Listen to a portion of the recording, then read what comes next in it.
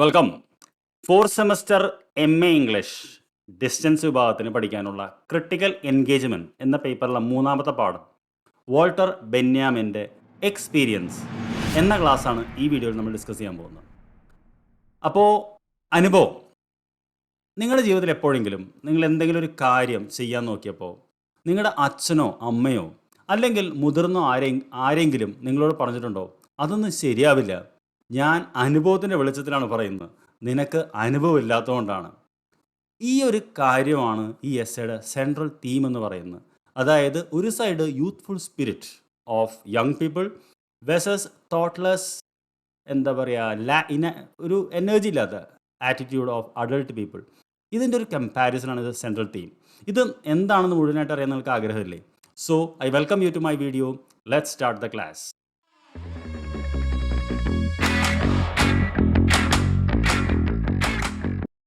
അപ്പോൾ 4 ഭാഗങ്ങളായിട്ടാണ് ഞാൻ ഈ ക്ലാസ് തിരിച്ചിട്ടുള്ളത് നിങ്ങളുടെ സൗകര്യത്തിനായിട്ട്. ആദ്യം I introduce the author Walter Benjamin. Spelling Benjamin എന്നാണെങ്കിലും പ്രൊനൗൺസ് ചെയ്യുന്നത് ബെന്യാമിൻ എന്നാണ്. അപ്പോൾ അതാണ് ആദ്യ ഭാഗത്ത് നമ്മൾ ഡിസ്കസ് ചെയ്യുന്നത്. 2 introduction to the work, 3 summary, 4 conclusion. അപ്പോൾ ആരാണ് വാൾട്ടർ ബെന്യാമിൻ എന്ന് പറഞ്ഞാൽ നമുക്ക് തുടങ്ങാം. 6 പോയിൻറ്റ്സ് ആണ് വാൾട്ടർ ബെന്യാമിനെ കുറിച്ച് നമുക്ക് എഴുതേണ്ടത്. സ്പെഷ്യലി പാരഗ്രാഫ് വരുവാണെങ്കിൽ 2 or 3 എന്തായാലും എഴുതണം. എസ്സേ വരികയാണെങ്കിൽ 6 എഴുതണം. Okay, first one, Walter Benjamin. He was a German Jewish philosopher, cultural critic, media theorist and essayist. ഇത് ഞാൻ വിക്കിപീഡിയയിൽ നിന്ന് അതേപോലെ കോപ്പി അടിച്ചാണ്, പക്ഷേ നല്ലൊരു വരിയായിട്ട് എനിക്ക് തോന്നി. So he was a German Jewish philosopher, cultural critic, media theorist and essays. അപ്പോൾ ജർമ്മൻ ആൻഡ് ജൂയിഷ് എന്ന് പറയുമ്പോൾ തന്നെ നിങ്ങൾക്ക് അദ്ദേഹം ജീവിതത്തിൽ അനുഭവിക്കേണ്ടി വന്നിട്ടുള്ള ദുരിതങ്ങളുടെ ഒരു ഇത് കിട്ടും. ഓക്കെ, അതിനാണ് അങ്ങനെ പറയുന്നത്. രണ്ടാമത്തെ പോയിന്റ് എന്ന് പറയുന്നത് അദ്ദേഹത്തിൻ്റെ എഴുത്ത് എന്തിനാണ് വാൾട്ടർ ബെന്യാമിൻ അറിയപ്പെടുന്നത് എന്നുള്ളതാണ്. His writings are known for their poetic and critical style. വളരെ കാവ്യാത്മകമായിട്ടും അതേസമയം വിമർശനാത്മകമായിട്ടും എഴുതാൻ കഴിവുള്ള ഒരു എഴുത്തുകാരനായിരുന്നു വാൾട്ടർ ബെന്യാമിൻ എന്ന് പറയുന്നത്. മൂന്നാമത്തെയാണ് ഏറ്റവും ഇമ്പോർട്ടൻറ്റ് പോയിന്റ്, എന്തായാലും എഴുതേണ്ടത്. വാൾട്ടർ ബെന്യാമിൻ ആണ്. It was he who brought a shift from metaphysical themes to a Marxist perspective and aimed to critique fascist power structures. അതായത് ഇന്നും വാൾട്ടർ ബെന്യാമിൻ എന്ന വ്യക്തി സിഗ്നിഫിക്കൻ്റ് ആയിരിക്കുന്നത് അദ്ദേഹം സ്വച്ഛാധിപതികൾ, അതായത് ഫാഷിസ്റ്റ് പവർ സ്ട്രക്ചേഴ്സിനെതിരെ നിരന്തരമായി ഒരു പടവാളുയർത്ത ഒരു മഹാനായിട്ടുള്ള ഒരു എഴുത്തുകാരനായിരുന്നു. അദ്ദേഹമാണ് ആ ഒരു മെറ്റാഫിസിക്കൽ തീംസിൽ നിന്നും മാർക്സിസ്റ്റ് പെർസ്പെക്റ്റീവ് ഉപയോഗിച്ചുകൊണ്ട് പവർ സ്ട്രക്ചേഴ്സിനെ, എസ്പെഷ്യലി ഫാഷിസ്റ്റ് പവർ സ്ട്രക്ചേഴ്സിനെതിരെ ആഞ്ഞടിച്ചത്. അദ്ദേഹത്തിൻ്റെ 3 വർക്ക് നമുക്ക് വളരെ ഇമ്പോർട്ടൻ്റ് ആയിട്ടൊന്ന് അറിഞ്ഞിരിക്കണം. അതൊന്ന് origin of the German tragic drama. ശരിക്കും ഇതിൻ്റെ ബാക്ക്ഗ്രൗണ്ട് പറഞ്ഞുകൊണ്ടാണ് നിങ്ങളുടെ ഈ ക്രിട്ടിക്കൽ ആ ഒരു ടെക്സ്റ്റ് തുടങ്ങുന്നത്. അതായത് 1919 ഇത് ഒരു PhDയുടെ ഭാഗമായിട്ട് അദ്ദേഹത്തിന് സമർപ്പിക്കേണ്ടതായിരുന്നു. പക്ഷേ റിജക്ഷൻ മൂലം അദ്ദേഹം അത് സമർപ്പിച്ചില്ല. അതിന് കാര്യം എന്താണെന്ന് ഞാൻ പിന്നീട് പറഞ്ഞുതരാം. അദ്ദേഹം ഒരു ജർമ്മൻ ന്യൂ പൊളിറ്റിക്കൽ മൂവ്മെൻ്റെ ഭാഗമായിട്ടുള്ള ആളായിരുന്നു. 9 വർഷങ്ങൾക്ക് ശേഷം 1928 ഈ വർക്ക് പബ്ലിഷ് ചെയ്യുമ്പോൾ അത് വല്ലാത്തൊരു ക്രിട്ടിക്കൽ ക്ലെയിം നേടുക മാത്രമല്ല, പിന്നീട് അത് ഫ്രാങ്ക്ഫർട്ട് യൂണിവേഴ്സിറ്റിയിൽ ഒരു കോഴ്സായി മാറി എന്ന് പറയുമ്പോൾ ആ ഒരു അത് പറഞ്ഞുകൊണ്ടാണ് നമ്മൾ തുടങ്ങുന്നത്. രണ്ടാമത്തെ ദ ആർക്കിഡ്സ് ഓഫ് പ്രൊജക്ട് എന്ന് പറയുന്ന ഒരു ബുക്കാണ്. മൂന്നാമത്തെ ഒരു എസ്സേ ആണ്. ശരിക്കും അത് MA കൾച്ചറൽ സ്റ്റഡീസ് പഠിച്ചവരാണെങ്കിൽ പഠിച്ചിട്ടുണ്ടാവും. 3rd സെമസ്റ്ററിൽ the work of art in the age of mechanical reproduction എന്ന് പറയുന്നത്. ഇത് നമ്മൾ അറിഞ്ഞിരിക്കണം. പിന്നെ 5ാമത്തെ പോയിന്റ് എന്ന് പറയുന്നത് he is closely associated with 2 people. One is Theodor W. Adorno, Frankfurt സ്കൂളിൻ്റെ ഒരു father figure. 2 Bertolt Brecht. It's English Malayalam mix ചെയ്യുമ്പോൾ വരുന്നൊരു പ്രശ്നമാണ്. I am sorry about it. And the last point, in 1940 he committed suicide. It's a great life because he fell into chronic depression. ഇനി എന്താണ് ഈ work experience എന്ന് പറയുന്നത്? 6 points ആണ് നമുക്ക് ഏറ്റവും പ്രധാനമായിട്ട് അറിയേണ്ടത്. ഇതിൽ കൂടുതൽ പോയിൻറ്റ്സ് നിങ്ങൾ പഠിച്ചെഴുതിയാൽ കുഴപ്പമില്ല, ഞാൻ റിപ്പീറ്റഡ്ലി പറയുന്നു. അപ്പോൾ ആദ്യം the essay was titled experience. German ഇത് എഴുതുന്നില്ല ഞാൻ, കാരണം it's very difficult to remember. Was published in 1913. അതായത് വേൾഡ് വാറിന് തൊട്ട് മുമ്പത്തെ വർഷമാണ് ഇത് പബ്ലിഷ് ചെയ്യുന്നുള്ളതാണ് നമ്മുടെ ഫസ്റ്റ് പോയിന്റ് എന്ന് പറയുന്നത്. സെക്കൻഡ് തിങ് എന്ന് പറയുന്നത് എന്താണ് ഈ എസ്സേയുടെ സെൻട്രൽ ആർഗ്യുമെൻറ്റ്. അത് പറഞ്ഞുകൊണ്ടാണ് ഞാൻ ഈ ക്ലാസ് തുടങ്ങിയത്.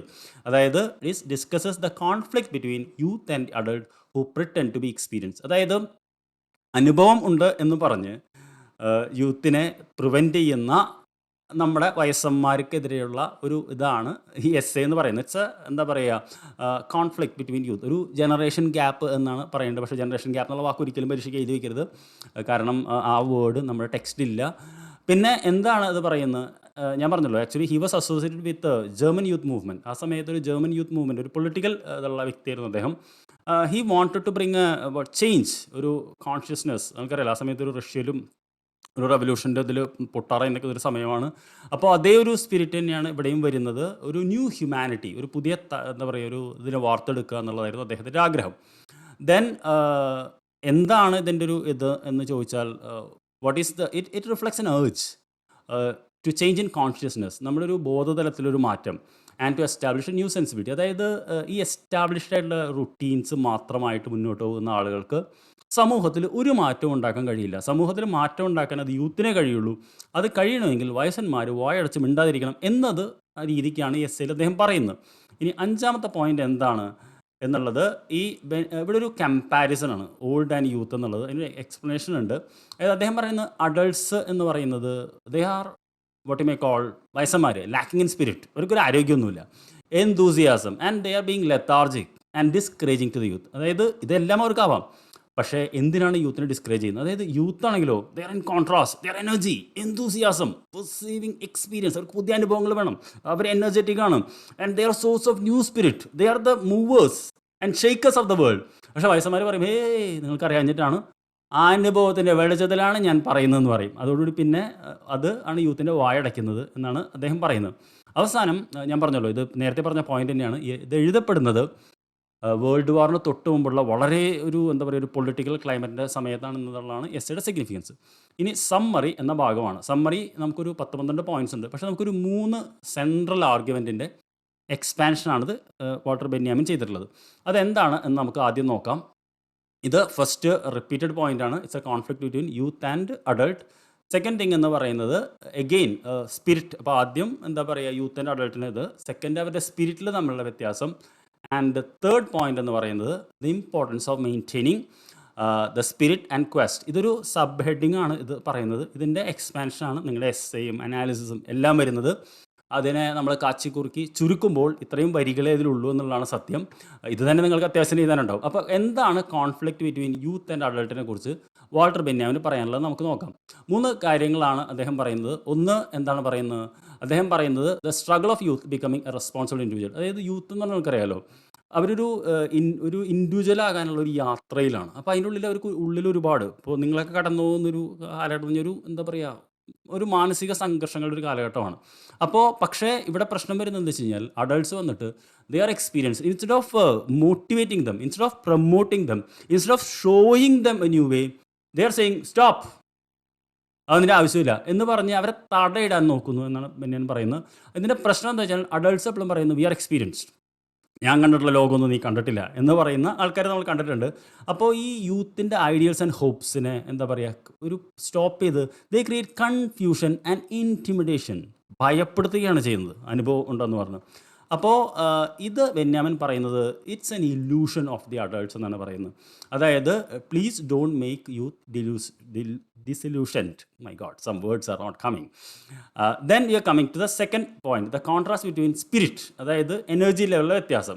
അതായത് ഫസ്റ്റ് പ്രോബ്ലം എന്താ വെച്ച് കഴിഞ്ഞാൽ, നിങ്ങൾക്കറിയാമല്ലോ, എപ്പോഴും ഇത്തിരി പ്രായമുള്ളവർക്ക് ചെറുപ്പക്കാരെ പുച്ഛമാണ്. They devalue the youthful life, believing that അവനൊക്കെ they are playful and temporary and what you may call, കുറച്ച് കഴിയുമ്പോൾ ഞങ്ങളെ പോലെ ആയിക്കോളും. ഇതൊക്കെ ഈ പ്രായത്തിൻ്റെ തിളപ്പാണെന്ന് പറയും. നമ്മൾ എന്തെങ്കിലും കാര്യം കണ്ടാൽ ഞങ്ങളോടൊക്കെ പറയുന്നത് ഇതൊക്കെ പ്രായത്തിൻ്റെ തിളപ്പാണ്, പിന്നെ കഴിക്കണ ചോറ് എല്ലിനിടയിൽ കയറിയിട്ടാണ് എന്ന ചില ഫ്രേസുകളൊക്കെ കേട്ടിട്ടുണ്ട്. ഭയങ്കര demeaning and what you may call demotivating. നിങ്ങളും കേട്ടിട്ടുണ്ടാവും, ഞാൻ കേട്ടിട്ടുണ്ട്. Okay, then what happens is that, ഇത് പറയുന്നത് ഇതിനൊന്നൊരു അർത്ഥമില്ലെന്ന് നിനക്കൊരു കാലത്തും മനസ്സിലാവും എന്ന് പറയും. അപ്പോൾ ആ കാലത്തിന് നമ്മൾ മനസ്സിലാക്കിയാൽ മതിയല്ലോ, ഇപ്പോൾ നമുക്ക് ഇത് ഫോളോ ചെയ്യാമല്ലോ എന്നുള്ളതല്ല ഇവിടെ വരുന്നത്. Then he criticise the philistine perspective. ഈ ഫിലിസ്റ്റീൻ എന്നുള്ള വാക്ക് ഭയങ്കരമായിട്ട് വരുന്നുണ്ട്. ഈ ഫിലിസ്റ്റീൻ എന്ന് പറയുന്നത് സംസ്കാരത്തിലൊന്നും താല്പര്യമില്ലാത്ത ഒരാൾ, അപരിഷ്കൃതൻ എന്നുള്ള അർത്ഥത്തിലൊക്കെയാണ്. അപ്പോൾ ഇവരുടെ ഒരു ഗോസപ്പൽ കൊണ്ടാണ് ഈ യൂത്തിന് ഇതാക്കാൻ പറ്റാത്തതെന്ന് പറയുന്നത്. ദെൻ ഇതിൻ്റെ ഒരു റുട്ടീൻ തന്നെയാണ്. ഈ അഡൾട്ട്സ് എന്ന് പറഞ്ഞാൽ അവർക്ക് ഈ ഒരു റുട്ടീൻ ഉണ്ട്, അവർക്ക് ചലഞ്ചസ് ഇഷ്ടമല്ല. They want to continue the same thing again and again എന്നാണ് പറയുന്നത്. പക്ഷേ യൂത്ത് എന്ന് പറഞ്ഞാൽ അങ്ങനെയല്ല. They want change, they want energy, they want new experience. പക്ഷേ അതിൻ്റെ ആവശ്യമില്ല എന്ന് പറയുന്നു. അപ്പോൾ ഇവരുടെ സ്പിരിറ്റിൽ തന്നെ വലിയ വ്യത്യാസമുണ്ട്. അതായത് വയസ്സന്മാർ ആ ഒരു ലൈഫ് കണ്ടിന്യൂ ചെയ്യാൻ പോകുമ്പോൾ ചെറുപ്പക്കാർ പുതിയതിലേക്കാണ് പോകുന്നത്. അപ്പോൾ അദ്ദേഹം പറയുന്നത് ഇമ്പോർട്ടൻസ് ഓഫ് സ്പിരിറ്റ്. നമുക്കറിയാലോ, സ്പിരിറ്റുള്ള ഒരാൾക്ക് മാത്രമേ, സ്പിരിറ്റ് എന്ന് പറഞ്ഞാൽ ഈ സ്പിരിറ്റ് അല്ല കേട്ടോ, seeker of truth, contrasting them thoughtless and spiritless individuals. അതായത് എപ്പോഴും എനർജി, പവർ, ന്യൂ കാര്യങ്ങൾ, പുതിയ കാര്യങ്ങൾ കണ്ടുപിടിക്കാനുള്ളത് ഒരാൾക്ക് മാത്രമേ സക്സസ്ഫുൾ ആകാൻ പറ്റുള്ളൂ. അത് യൂത്തിനുണ്ടെന്നാണ് പറയുന്നത്. Experience may be painful but won't lead to disappointment of those who strive to seek the truth. അപ്പോൾ അദ്ദേഹം പറയുന്നത് ട്രൂത്തിന് വേണ്ടി ശ്രമിക്കുമ്പോൾ അതിൽ പരാജയപ്പെട്ടാലും കുഴപ്പമൊന്നുമില്ല, അറ്റ്ലീസ്റ്റ് ദേ ട്രൈ, വെറുതെ ഇരിക്കുന്നില്ലല്ലോ എന്നാണ് പറയുന്നത്.